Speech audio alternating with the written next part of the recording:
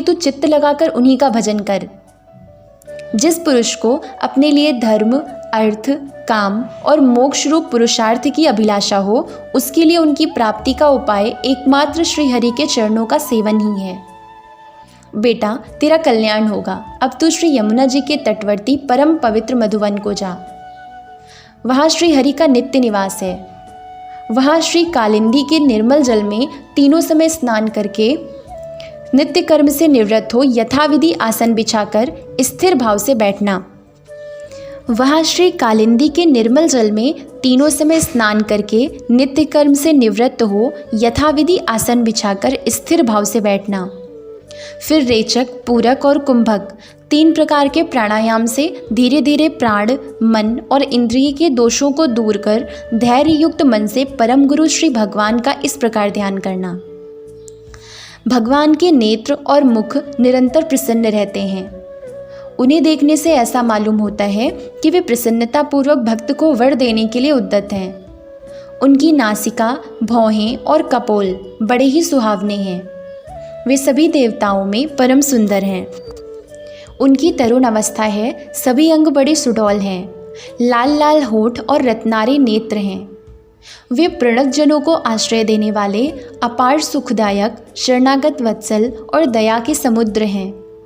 उनके वक्षस्थल में श्री वत्स का चिन्ह है। उनका शरीर सजल जलधर के समान श्याम वर्ण है। वे परम पुरुष श्याम सुंदर गले में वनमाला धारण किए हुए हैं और उनकी 4 भुजाओं में शंख, चक्र, गदा एवं पद्म सुशोभित है।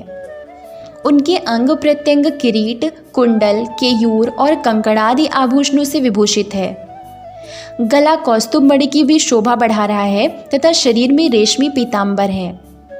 उनके कटी प्रदेश में कांचन की करधनी और चरणों में सुवर्ण में नुपुर पैजनी सुशोभित है। भगवान का स्वरूप बड़ा ही दर्शनीय, शांत तथा मन और नैनों को आनंदित करने वाला है।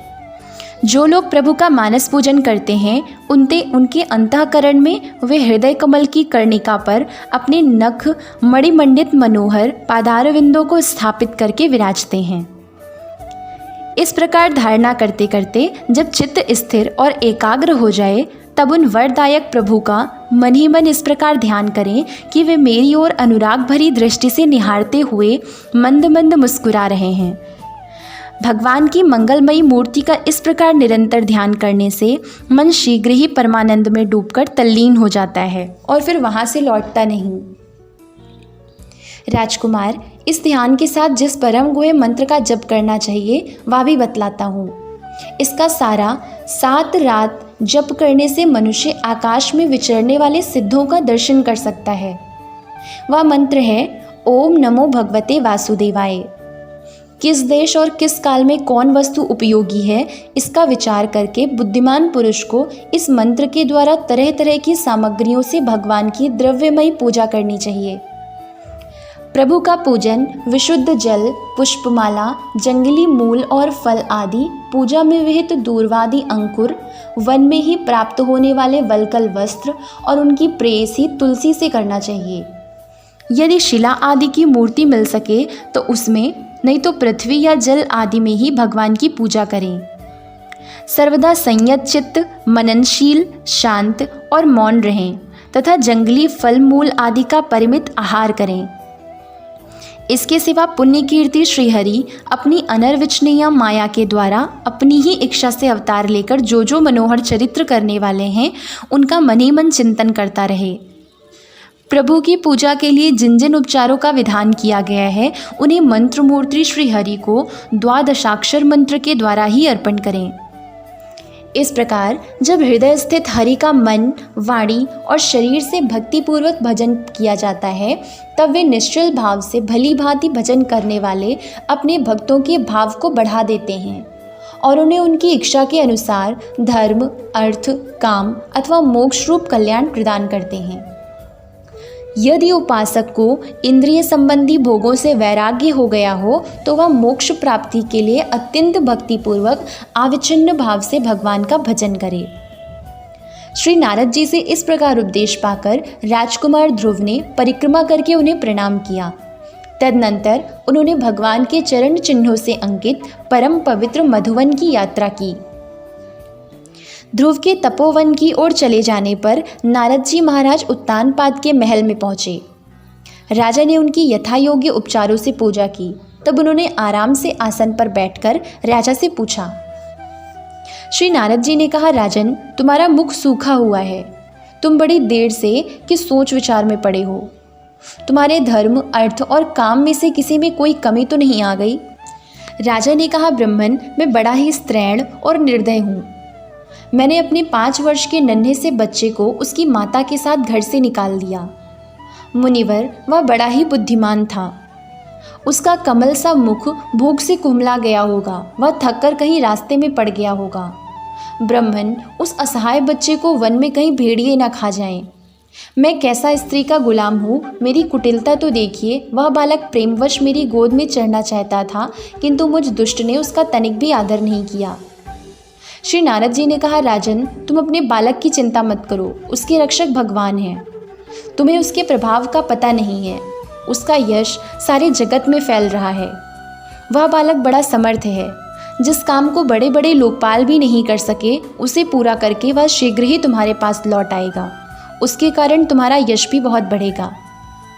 श्री मैत्रेय जी कहते हैं, देवर्षि नारद जी की बात सुनकर महाराज उत्तानपाद राजपाट की ओर से उदासीन होकर निरंतर पुत्र की ही चिंता में रहने लगे।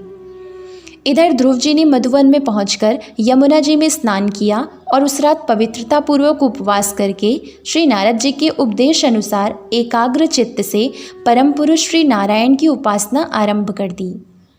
उन्होंने 3-3 रात्र के अंतर से शरीर निर्वाह के लिए केवल कैथ और बेर के फल खाकर श्री हरि की उपासना करते हुए 1 मास व्यतीत किया। दूसरे महीने में उन्होंने 6-6 दिन के पीछे सूखे घास और पत्ते खाकर भगवान का भजन किया। तीसरा महीना 9 दिन पर केवल जल पीकर समाधि योग के द्वारा श्री हरि की आराधना करते हुए बिताया।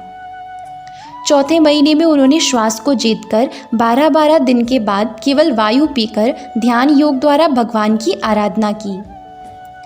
5वां मास लगने पर राजकुमार ध्रुव श्वास को जीतकर परब्रह्म का चिंतन करते हुए एक पैर से खंभे के समान निश्चल भाव से खड़े हो गए।